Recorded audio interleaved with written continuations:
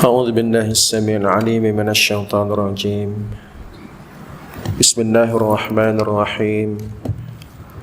السلام عليكم ورحمة الله وبركاته. إن الحمد لله نحمده ونستعينه ونستغفره ونستهديه ونعوذ بالله من شرور أنفسنا ومن سيئات أعمالنا. من يهده الله فلا مضل له ومن يضلله فلا هادي له. أشهد أن لا إله إلا الله وحده لا شريك له وأشهد أن محمدا عبده ورسوله. اللهم صل وسلم وبارك على حبيبنا سيدنا محمد وعلى آله وأصحابه أجمعين. سبحانك لا علم لنا إلا ما علمتنا إنك أنت العليم الحكيم. رب اشرح لي صدري ويسر لي أمري واحلل عقدة من لساني يفقه قولي. ربي زدنا علما وارزقنا فهما. ربي يسر ولا تعسر. اللهم لا سهل إلا ما جعلته سهلا وأنت تجعل الحزن إذا شئت سهلا. أما بعد. قال الله سبحانه وتعالى في كتابه الكريم: أعوذ بالله من الشيطان الرجيم. الصابرين والصادقين والقانتين والmunfiqina walmustaghfirina bil ashar. Sadaqallahul azim. Yang berbahagia Tuan Imam, anggota jawatan kuasa Masjid An-Naim Taman Seri Setia, ahli-ahli jemaah muslimin muslimat rahimakumullah sekalian.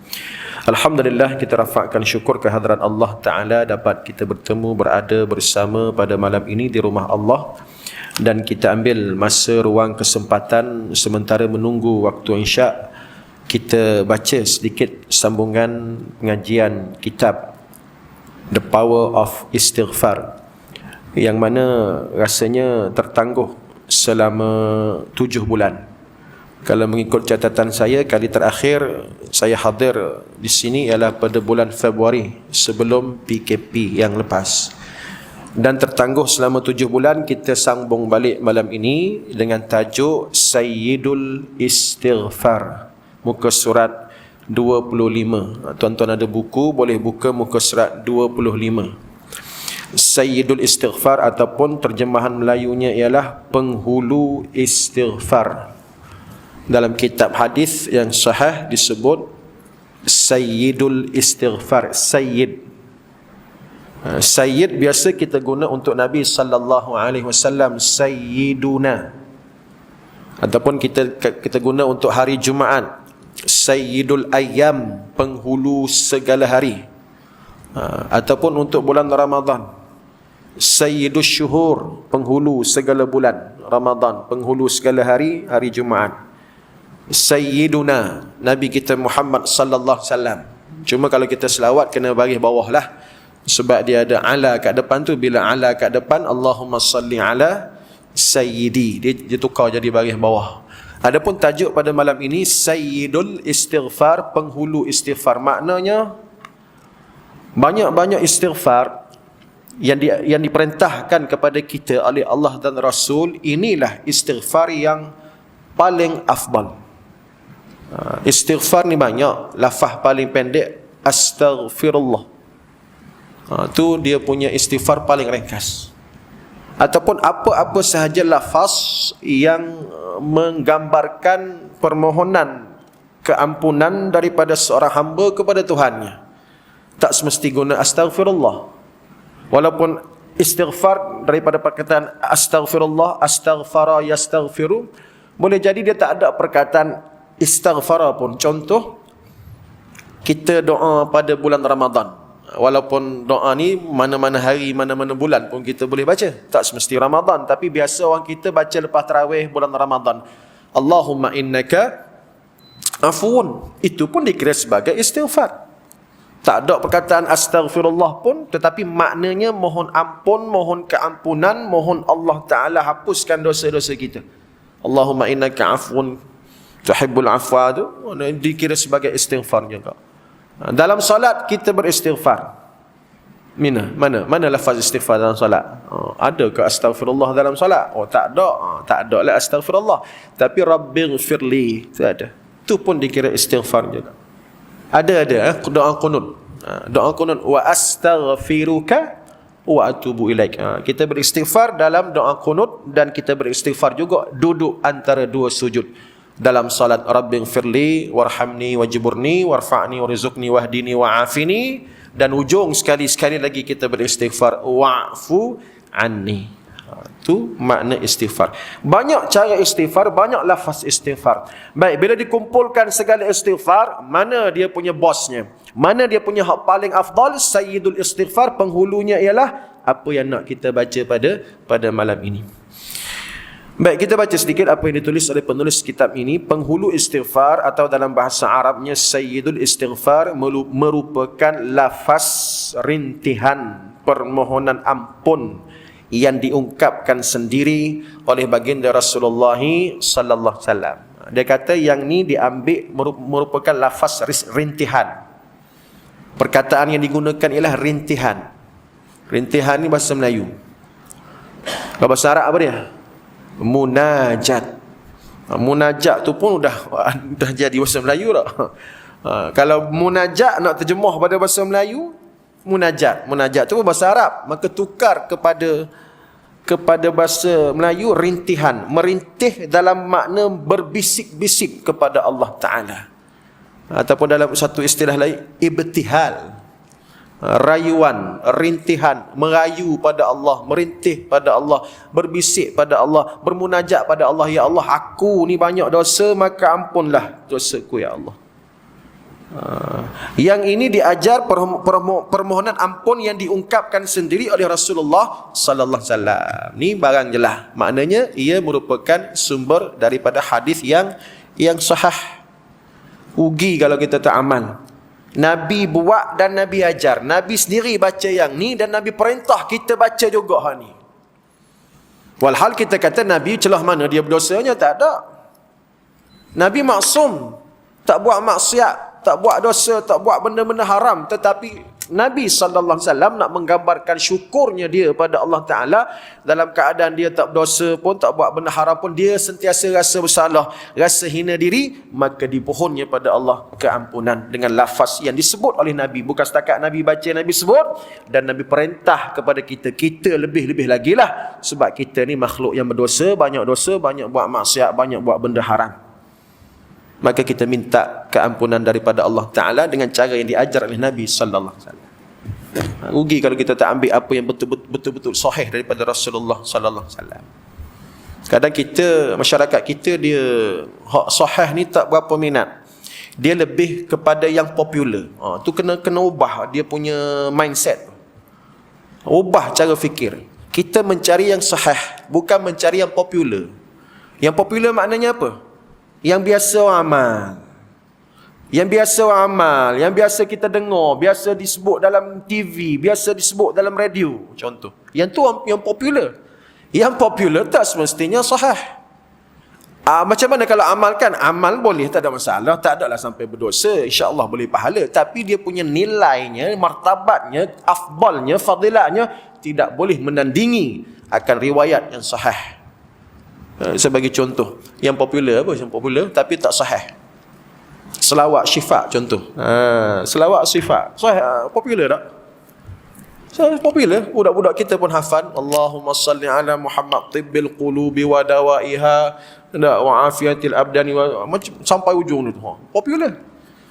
Tak, tapi dia bukan datang daripada ajaran Nabi sallallahu alaihi wasallam. Dia rekaan ulama-ulama terdahulu. Nak baca, tak ada masalah, tapi jangan sampai kita mengabaikan selawat yang sahih.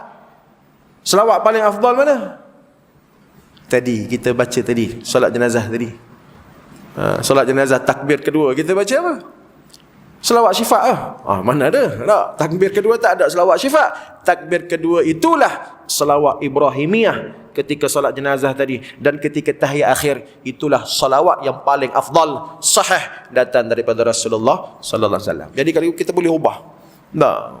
Mindset kita, aku nak ambil sahih, hak sahih ni lebih besar pahala berbanding yang popular. Yang popular tu mungkin kita letak nombor 2, nombor 3, nombor 10 dah. Yang penting sahih. Doa, apa lagi yang popular? Doa duha. Doa salat duha tu. Kalau saya cikgu sekolah rendah, anak-anak murid kita dinasyidkan, buat nasyid pula. Allahumma inna ad-duha duhauka wal bahaa bahauka wal jamala jamaluka. Duha okey, boleh amalkanlah, tapi ia popular je lah, dia tidak sahih datang daripada Nabi sallallahu alaihi wasallam. Hak popularnya apa dia? Hak murah rezeki, doa murah rezekinya ialah sahih. Pendek je, lebih pendek daripada doa duha tadi.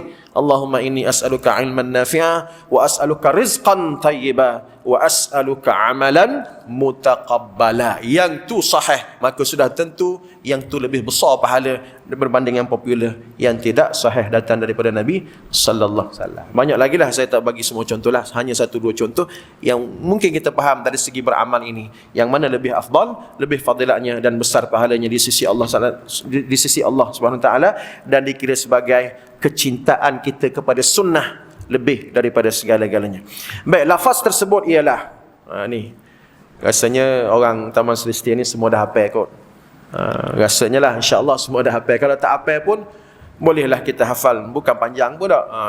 3 baris je, tak panjang sangat. Kalau tak hafal, malulah kepada Rasulullah sallallahu alaihi wasallam yang Nabi ajar kepada kita. Dia tak berdosa, baginda Rasulullah tak berdosa dia baca, kita yang banyak dosa ni pun tak mampu nak hafal lafaz ini. Allahumma anta rabbi la ilaha illa anta khalaqtani wa ana 'abduka wa ana 'ala ahdika wa 'adika mastata'tu. A'udzu bika min syarri ma sana'tu. Abu'u laka bi ni'matika 'alayya wa abu'u bi dhanbi faghfir li fa innahu la yaghfiru dhunuba illa anta. Ya Allah, mengadu pada Allah. Allahumma ya Allah, anta rabbi, engkaulah Tuhanku. Dalam doa istighfar ni dia ada akidah, dia ada i'tiqad. Dimulakan dengan i'tiqad akidah rububiyahnya, tauhid rububiyah. Allahumma anta rabbi, ada rububiyah. Apa makna rububiyah? Allah sebagai Rabb, Tuhan yang memiliki alam, mencipta. Kita kata, ya Allah, mulah buat aku, ya Allah. Mulah yang buat aku, yang mencipta aku, yang mengurus, mentadbir, yang memberikan rezeki kepadaku. Itu tak sebut pun. Tapi bila kata anta rabbi, maka makna rabbi itu merangkumi segala. Kalau nak sebut lagi panjang lah tak? Nabi tak sebut. Nak sebut engkaulah yang memberi rezeki padaku, yang mengatur segala urat darah aku, segala jantung aku berdenyut. Tak sebut lah tu. Sebab semua tu berada di bawah rububiyah Allah Ta'ala, pemilik alam ini, yang mengurus, yang mentadbir. Allahumma anta rabbi, kaulah Tuhanku, ya Allah. Tuhan dari segi Rabb, yang mencipta, mengatur, mengurus segala ketentuan qada dan qadar itu di tanganmu, ya Allah. Itu tak sebut secara lafaz, tapi makna kepada anta rabbi itu disebut. Itu rububiyah, akidah rububiyah, tauhid rububiyah. Lepas tu masuk pula tauhid yang kedua, uluhiyah pula. La ilaha illa anta, tiada Tuhan yang disembah melainkan engkau. Syahadah kita. Sebab tu dia merangkum, sebab tu disebut sebagai sayyidul, penghulu segala istighfar. Dia cukup padat, cukup lengkap, merangkumi duduk sini semua. Allah Rabbilah, Allah tu ilah, uluhiyah. La ilaha illa anta, ilah, Allah sebagai ilah mana tidak ada zat, satu bentuk nafi dan isbat. Nafi pun ya, isbat pun ya. Nafi makna apa? Kita nafi, tak ada zat lain yang aku jadikan Tuhan. Tidak ada zat lain yang berhak dijadikan Tuhan. Dan engkaulah ya Allah, illa anta, engkaulah ya Allah, sebagai satu bentuk isbat, engkaulah Tuhan yang layak disembah. La ilaha illa anta khalaqtani, engkau menciptakan aku. Tu rububiyah balik. Khalaqtani, engkau menciptakan aku. Wa ana abduka, aku ni hamba-Mu. Tu ubudiyahnya di situ. Aku ni maknanya bila kata wa ana abduka, aku hamba-Mu, bila kita menggambarkan perkataan-perkataan kemuliaan kepada Allah, Rabb tu pujian pada Allah, Tuhan. Maka bila kita gambarkan Allah tu Maha Agung, automatik kita kata aku ni hamba, kehinaan hambanya di situ. Ada tazallul di sini. Apa makna tazallul? Penghinaan kepada diri sendiri. Bukanlah kita nak hina orang lain, kita hina diri kita sendiri. Ya Allah, di sisi Allah Ta'ala tu. Ya Allah, aku di sisimu ni hamba duka. Hamba. Kalau orang Kelantan dia ada istilah dia. Ni kalau saya sebut mungkin tak apa sedap lah. Dia panggil kuli batak. Kuli batak. Bukan nama orang. Kuli tu bukan nama orang. Kuli batak. Kuli batak. Ni, aku kuli batak. Lebih pada tu. Di sisi Allah Ta'ala. Kuli batak lebih pada tu lah ya Allah, nak cerita hinanya, betapa aku ni fakirnya, hakirnya, amat memerlukan keampunan daripadamu. Wa ana ala ahdika, dan aku berdiri di atas janjimu. Sedang aku adalah hamba-Mu dan aku di dalam genggaman-Mu, ahdika wa wa'dika, dan dalam perjanjian setia denganmu. Aku dalam perjanjian setia denganmu. Tak, berjanji bila? Zaman Nuh, alam roh dulu. Ada dalam Quran sebut, qalu bala syahidna alastu bi rabbikum. Qalu bala syahidna. Tu perjanjian, ingat lagi alam roh dulu. Walaupun tak ingat, tapi Quran suruh kita baca Quran, ingatlah tu cerita Allah sebut tu. Alam roh dulu. Belum kita lahir, belum mak ayah kita lahir, belum siapa-siapa lahir lagi. Kita kata apa? Allah tanya, alastu bi rabbikum, siapa Tuhanmu? Aku Tuhanmu ke tidak? Apa jawapan semua roh? Qalu, mereka berkata, syahidna, kami bersaksi engkaulah Tuhan. Maka kita pun bila kita berdosa, kita, ya Allah, aku ni ya Allah, ana ala ahdika wa wa'dika, aku dalam genggaman-Mu dan di dalam perjanjian setia, janji taat untuk taat kepada-Mu ya Allah. Perjanjian tu tak batal sampai kiamat, sepatutnya tak batal. Tapi dah kita ni insan lemah, manusia lemah, iman tak berapa kuat, setan duk ganggu kacau, buat dosa juga. Mastata'tu a'udzu bika min syarri ma sana'tu, maka ya Allah, aku berlindung denganmu daripada segala kerja jahat aku. Aku berlindung kepadamu ya Allah daripada kejahatan yang telah aku lakukan. A'udzu bika min syarri. Syarri ni syarri bagaimana kita baca dalam qul a'udzu birabbin nas malikin nas ilahin nas min syarril waswasil khannas.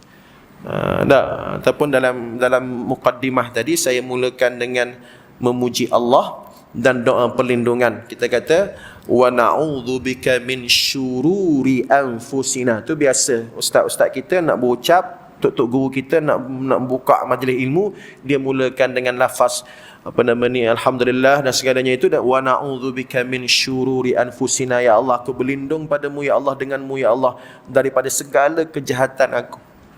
Makna kata kalau buat maksiat, buat dosa, buat benda haram, mendatangkan murka Allah, Allah nak balah, ya Allah aku berlindung ya Allah, minta berlindung. Balasan Allah sama ada dunia atau akhirat, terpulang pada Allah. Dia Tuhan, suka hati dia Allah, dia Tuhan. Nak balas atas dunia pun kita tak boleh buat apa. Akhirat, na'udzubillah, maka kita berlindung dengan Allah Ta'ala. Wa na'udzubika min syarri ma sana'tu, aku berlindung denganmu ya Allah daripada segala apa keburukan hak aku telah buat. Sana'tu, orang mengaji Arab dia faham itu fi'lul madhi. Fi'il madhi orang bahasa Inggeris kata apa? Past tense. Hak telah lepas. Nak ceritanya, nak istighfar ini, minta ampun ni, nak kenang pada Allah ya Allah, nak sebut pada Allah hak lepas tu. Ya Allah, tak, udahlah tu, ampunlah hak lepas-lepas ya Allah. Segala keburukan tu aku berlindung denganmu daripada apa aku buat, dosa-dosa yang telah lepas. Mengingati dosa itu penting. Sebab orang beriman ni dia tak rasa dia tak ada dosa. Kalau dia rasa dia tak ada dosa, maknanya dia rasa dia tu baik sangat. Orang baik dia tak akan rasa dia tu baik sangat. Kalau dok perasan syok sendiri yang dia tu baik, confirm dia belum jadi orang baik. Adapun orang baik, dia akan sentiasa merasakan Allah, aku ni tak cukup baik, dosa aku banyak.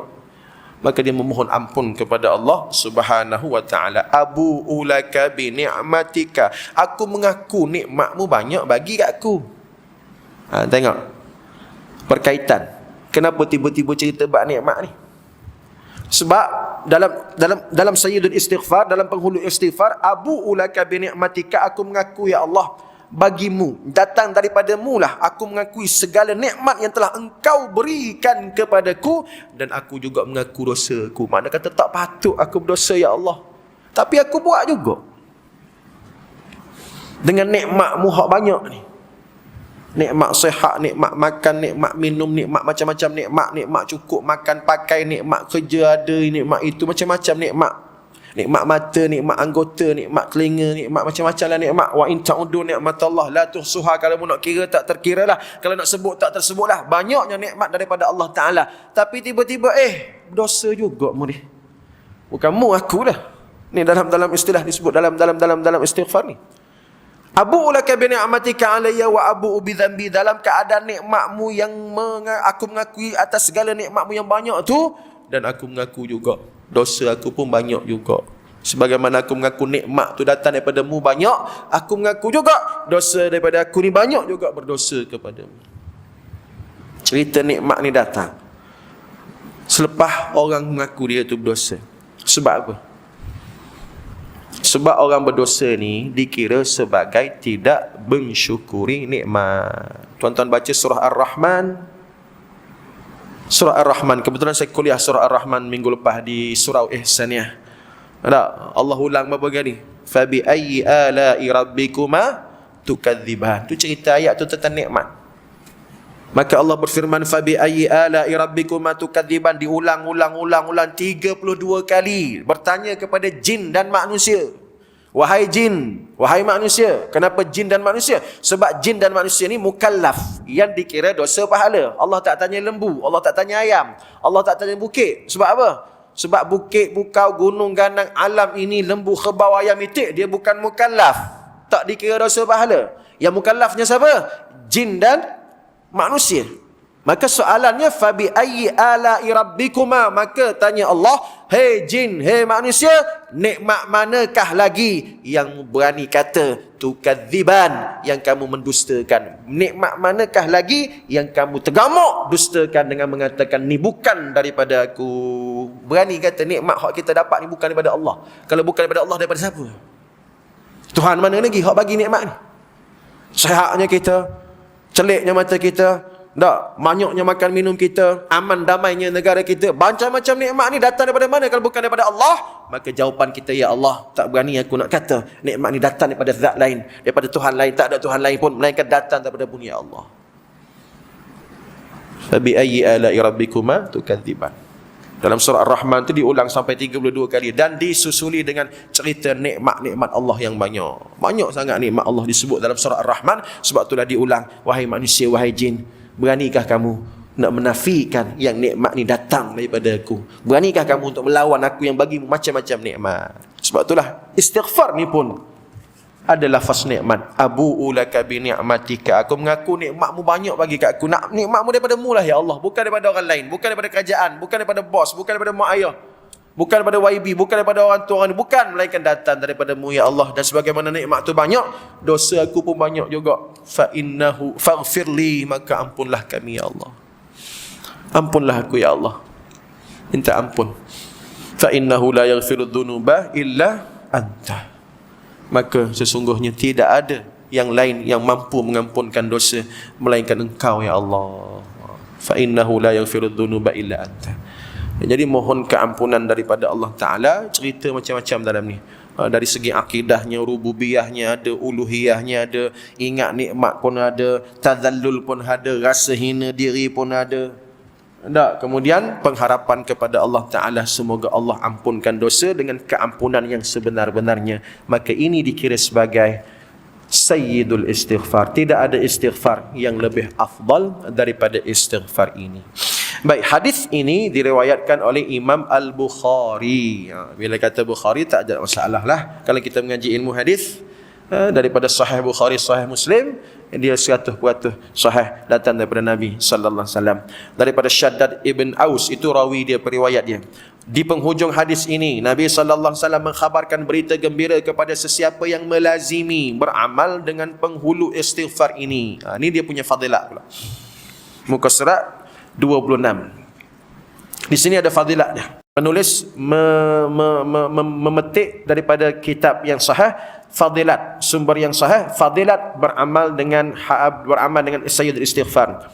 Wa man qalaha minan nahari muqinan biha famata min yaumihi qabla an yumsiya fahuwa min ahlil jannah.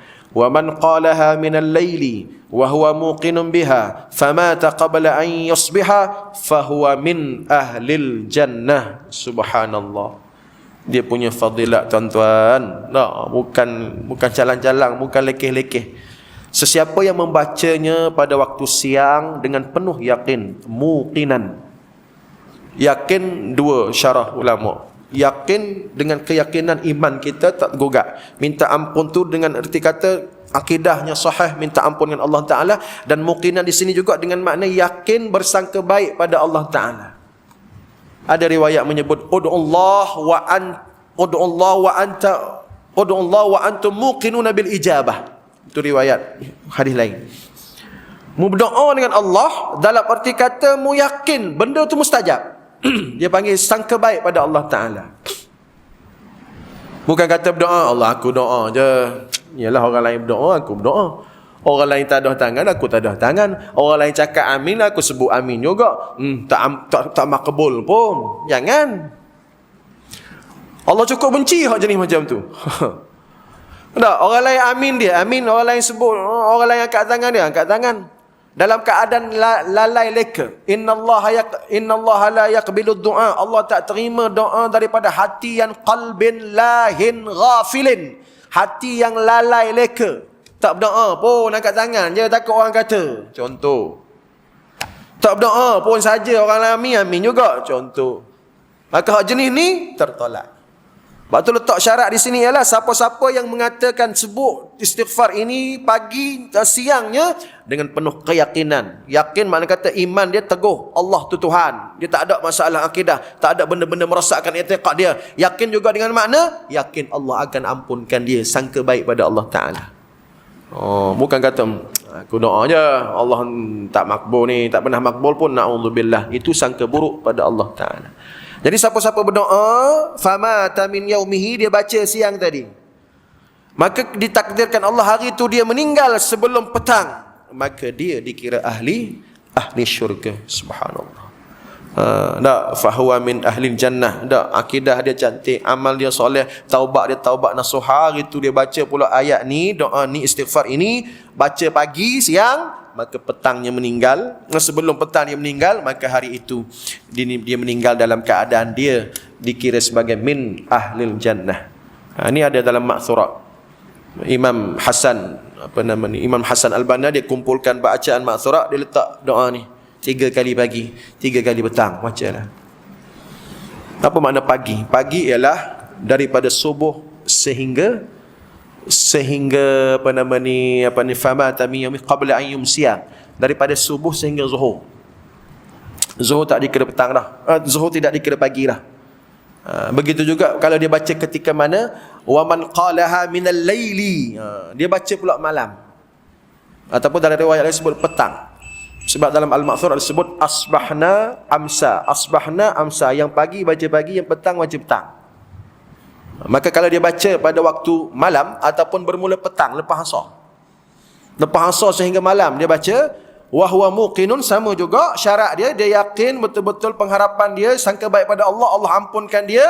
Fama taqabbala an yusbiha fahuwa min ahlil jannah. Sebelum pagi esok dia baca, petang tadi dia baca, malam pun dia baca, sebelum pagi esok dia meninggal.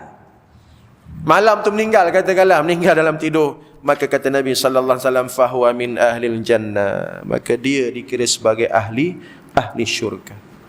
Mana lagi nak dapat fadilat sebegini hebat datang daripada mulut baginda Rasulullah sallallahu alaihi wasallam, riwayat hadis yang sahih.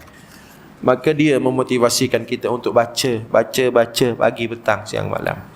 Dalam riwayat ini mana baca pagi, baca petang. Lupa waktu petang, malam pun boleh baca. Dan satu lagi, kalau ikut dalam ayat Quran yang saya bacakan pada mukadimah tadi, iaitu waktu sahur. Waktu sahur mana apa? Hujung-hujung malam, dekat-dekat subuh. Dalam Quran sebut as-sabirina was-sadiqina wal-qanitina wal-munfiqina wal-mustaghfirina bil ashar. Orang yang sabar, Allah puji. Ini kalangan hamba-hamba Allah yang Allah berikan kelebihan dia, pujian daripada Allah. Siapa dia? Yang pertama, orang yang sabar. Yang kedua, as-sadiqin, orang yang jujur, orang yang benar. Yang ketiga, al-qanitin, orang yang taat, patuh pada perintah Allah. Yang keempat, wal-munfiqin, orang banyak infak, banyak sedekah. Dan yang kelima, tajuk kita malam ni, wal mustaghfirina bil ashar, orang yang banyak minta ampun pada waktu sahar. Ashar, Quran sebut ashar, Melayu sebut waktu sahur. Waktu sahur apa dia tu? Ujung-ujung malam, pukul 4, pukul 5 dekat subuh tu. Sekarang 5.58, makna kata lebih kurang pukul 5, 5 suku, 5 setengah. Banyak istighfar, banyak sujud minta ampun kepada Allah Ta'ala. Boleh ambil juga lafaz istighfar ini, maka dia dikira sebagai orang yang mengamalkan riwayat sahih ini, dapatlah fadilat daripada Allah Subhanahu Wa Ta'ala. InsyaAllah masuk tuan-tuan ya. Jadi saya nak berhentilah sebagai penutupnya. Perenggan paling bawah sekali, alangkah besarnya fadilat amalan ini. Istighfar ini pada asasnya mengandungi berbagai macam jenis ungkapan. Dia sebut pula seperti tauhid, mengesakan Allah, pengakuan kehambaan ubudiyah. Mengesakan Allah mana apa, mentauhidkan Allah, mengukuhkan i'tiqad kita. Juga ada kehambaan di situ, ubudiyah, rintihan kelemahan diri. Munajat, berbisik pada Allah, merintih pada Allah, perakuan nikmat Allah, dan diakhiri permohonan ampun yang hanya terkhusus dimiliki oleh Allah. Kita puji Allah dengan mengatakan la yaghfiru dzunuba illa anta, dengan makna Allah tu Al-Ghafur, Allah tu Al-Ghaffar. Saya dah sebut sebelum ni apa makna Al-Ghaffar. Dosa besar mana pun Allah boleh ampunkan. Apa makna Al-Ghafur? Ramai mana hak buat dosa tu pun, tak kira siapa, ramai pun Allah boleh ampunkan semua orang-orang yang berdosa, termasuklah diri kita ini. Maka kita sandarkan ke paling tinggi harapan pada Allah Ta'ala untuk mengampunkan dosa kita. Sungguh indah rintihan ini, dan sungguh Allah suka mendengar rengekan para hamba bermanja dengannya, memohon ampun maaf menggunakan skrip ataupun lafaz yang disusun indah oleh kekasih Allah, iaitu Nabi Muhammad sallallahu alaihi wasallam. Jadi cukup setakat tu malam ni tuan-tuan. Kalau ikut SOP insya kena berhenti walaupun sekadar 2 muka surat. Semoga tazkirah berkaitan dengan Sayyidul Istighfar ini memberikan kita manfaat yang besar, dan kita pakat-pakat amalkanlah doa ini. Dia dikira sebagai istighfar. Istighfar pun ya, doa pun ya, zikir pun ya. 3 dalam satu. Istighfar minta ampun, doa minta dengan Allah Ta'ala sesuatu keampunan, dan zikir makna ingat pada Allah Ta'ala yang sifat dia maha pengampun. InsyaAllah kita amalkan. Untuk saya sendiri yang bercakap, tuan-tuan yang mendengar, InsyaAllah mendapat fadilat yang disebutkan tadi. Wallahu a'lam bissawab. Cukup setakat itu. InsyaAllah kita sambung pada bulan hadapan hari Ahad minggu yang keempat. Aqul qawli hadza astaghfirullahal azim li wa lakum wa billahi taufiq hidayah. Assalamualaikum warahmatullahi wabarakatuh. A'udzu billahi minasyaitonir rajim. Bismillahirrahmanirrahim. Alhamdulillah, salatu wassalamu ala Rasulillah wa ala alihi wa ashabihi wa man walah. Allahumma ij'al jam'ana hadza jam'an marhuma wa tafarraqana min ba'dihi tafarraqan ma'suma. Allahumma ij'alna minal ladzina yastami'una al-qawla fayattabi'una ahsanah. Rabbana faghfir lana dhunubana wa kaffir 'anna sayyi'atina wa tawaffana ma'al abrar. Rabbana atina fid dunya hasanah fil akhirati hasanah wa qina 'adzaban nar. Sallallahu ala Muhammad wa ala ali Muhammad walhamdulillahi rabbil alamin. Kita tutup majlis tasbih kafarah dan surat Al-Asr.